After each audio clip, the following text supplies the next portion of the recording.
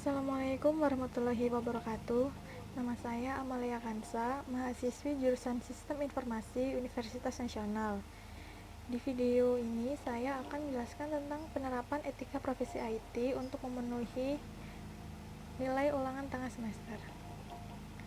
Pengertian etika profesi IT. Istilah etika berasal dari bahasa Yunani kuno.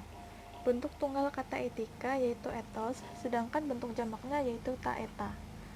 Ethos mempunyai banyak arti, yaitu tempat tinggal yang biasa, padang rumput, kandang, kebiasaan atau adat, akhlak, watak, perasaan, sikap, cara berpikir. Sedangkan arti taeta yaitu adat kebiasaan. Profesi sendiri berasal dari bahasa Latin professio yang mempunyai dua pengertian, yaitu janji atau ikrar dan pekerjaan. Bila artinya dibuat dalam pengertian yang lebih luas, menjadi kegiatan apa saja dan siapa saja untuk memperoleh nafkah yang dilakukan dengan suatu keahlian tertentu.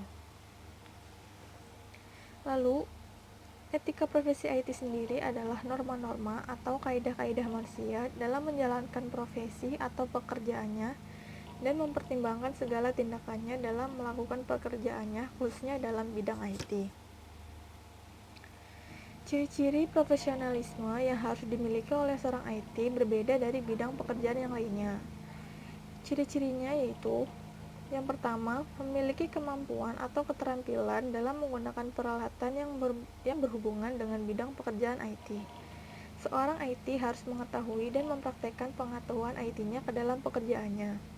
Yang kedua, yaitu punya ilmu dan pengalaman dalam menganalisa suatu software atau program. Yang ketiga, bekerja di bawah disiplin kerja. Lalu yang keempat, mampu melakukan pendekatan disipliner. Yang kelima, mampu bekerja sama. Dan yang keenam, yaitu cepat tanggap terhadap masalah klien. Pelanggaran etika profesi IT. Yang pertama yaitu ada kejahatan komputer. Kejahatan komputer atau computer crime adalah kejahatan yang ditimbulkan karena penggunaan komputer secara ilegal. Kejahatan komputer terus berkembang seiring dengan kemajuan teknologi komputer saat ini. Beberapa jenis kejahatan komputer meliputi denial of service atau melumpuhkan layanan sebuah sistem komputer, penyebaran, spam, carding, atau pencurian melalui internet, dan lain-lain. Lalu yang kedua ada netiquette. Apa sih netiquette itu? Internet menjadi peluang baru dalam perkembangan bisnis, pendidikan, kesehatan, layanan pemerintah, dan bidang-bidang lainnya. Melalui internet, interaksi manusia dapat dilakukan tanpa harus bertatap muka. Tingginya tingkat pemakaian internet di dunia melahirkan sebuah aturan baru di bidang internet, yaitu netiquette. Netiquette merupakan sebuah etika acuan dalam berkomunikasi menggunakan internet. Standar netiquette ditetapkan oleh IETF atau The Internet Engineering Task Force, sebuah komunitas internasional yang terdiri dari operator, perancang jaringan, dan peneliti yang terkait dengan pengoperasian internet. Lalu ada e-commerce. Berkembangnya penggunaan internet di dunia berpengaruh terhadap kondisi ekonomi dan perdagangan negara. Melalui internet, transaksi perdagangan dapat dilakukan dengan cepat dan efisien. Akan tetapi, perdagangan melalui internet atau yang lebih dikenal dengan nama e-commerce ini menghasilkan permasalahan baru seperti perlindungan konsumen, permasalahan kontrak transaksi, masalah pajak, dan kasus-kasus pemalsuan tanda tangan digital.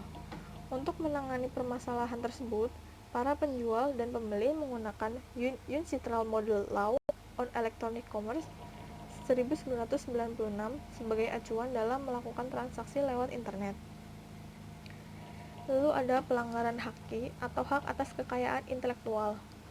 Berbagai kemudahan yang ditawarkan oleh internet menyebabkan terjadinya pelanggaran haki seperti pembajakan program komputer, penjualan program ilegal, dan pengunduhan ilegal. Etika IT dalam undang-undang. Dikarenakan banyak pelanggaran yang terjadi berkaitan dengan hal yang sudah saya jelaskan tadi, maka dibuatlah undang-undang sebagai dasar hukum atas segala kejahatan dan pelanggaran yang terjadi. Yang pertama yaitu ada UU HQ atau Undang-Undang Hak Cipta yang sudah disahkan dengan nomor 19 tahun 2002 yang diberlakukan mulai tanggal 29 Juli tahun 2003. Di dalamnya diantaranya mengatur tentang hak cipta. Lalu ada UU ITE atau Undang-Undang Informasi dan Transaksi Elektronik yang sudah disahkan dengan nomor 11 tahun 2008 yang di dalamnya mengatur tentang pornografi di internet, transaksi di internet, dan etika pengguna internet. Implementasi etika profesi IT. Kode etik seorang profesional teknologi informasi. Dalam lingkup teknologi informasi, kode etik profesinya memuat kajian ilmiah mengenai prinsip atau norma-norma dalam kaitan dengan hubungan antara profesional atau developer TI dengan klien, antara para profesional sendiri, antara organisasi profesi serta organisasi profesi dengan pemerintah. Salah satu bentuk hubungan seorang profesional dengan klien atau pengguna jasa, misalnya pembuatan sebuah program aplikasi. Seorang profesional tidak dapat membuat program semaunya. Ada beberapa hal yang harus diperhatikan, seperti untuk apa program tersebut nantinya digunakan oleh kliennya, atau user dapat menjamin keamanan atau security sistem kerja program aplikasi tersebut dari pihak-pihak yang dapat mengacaukan sistem kerjanya, misalnya hacker, cracker, dan lain-lain. Lalu, apa sih kode etik buat programmer sendiri? Kode etik yang diharapkan bagi para programmer yaitu yang pertama, seorang programmer tidak boleh membuat atau mendistribusikan malware. Yang kedua, tidak boleh mencuri software, khususnya development tools. Yang ketiga, tidak boleh menulis kode yang dengan sengaja menjatuhkan kode programmer lain untuk mengambil keuntungan dalam menaikkan status. Lalu yang keempat, seorang programmer tidak boleh menulis dokumentasi yang dengan sengaja untuk membingungkan atau tidak akurat. Yang kelima, programmer tidak boleh menerima dana tambahan dari berbagai pihak eksternal dalam suatu proyek secara bersamaan kecuali telah mendapatkan izin. Yang keenam, programmer tidak boleh mencari keuntungan tambahan dari proyek yang didanai oleh pihak kedua tanpa izin. Yang ketujuh, seorang programmer tidak boleh menggunakan ulang kode dengan hak cipta kecuali telah membeli atau meminta izin. Yang kedelapan, terus mengikuti teknologi informasi pada perkembangan ilmu komputer. Yang kesembilan, programmer tidak pernah mengambil keuntungan dari pekerjaan orang lain. 10. Programmer tidak boleh secara asal-asalan menyangkal adanya bug dalam aplikasi. Yang ke-11, programmer tidak boleh mengenalkan bug yang ada di dalam software yang nantinya programmer akan mendapatkan keuntungan dalam membetulkan bug. Yang ke-12, programmer tidak boleh membeberkan data-data penting karyawan dalam perusahaan. Yang ke-13, programmer tidak boleh mempermalukan profesinya. Dan yang terakhir, tidak boleh memberitahu masalah keuangan kepada para pekerja. Di sini, saya akan memberikan contoh kasus terkait pelanggaran dalam kode etik profesi IT. Contohnya yaitu pembobolan situs KPU. Pada hari Sabtu 17 April 2004, DF, seorang mahasiswa Universitas Muhammadiyah Yogyakarta, jurusan Hubungan Internasional, dan juga seorang konsultan teknologi informasi yang bekerja di PT Dana Reksa di Jakarta, berhasil meretas hasil tabulasi nasional pemilu Komisi Pemilihan Umum di website KPU dan mengubah nama-nama partai di dalamnya menjadi nama-nama unik seperti Partai Kolor Ijo, Partai Mbah Jambon, Partai Jambu, dan lain sebagainya. DF bercerita, di tahun 2004, website perhitungan suara KPU terlalu rentan dan mudah diinstruksi. Tidak perlu alat canggih atau tools khusus untuk mengetahui lubang di website KPU pada saat itu, karena hanya dengan browser biasa saja sudah cukup.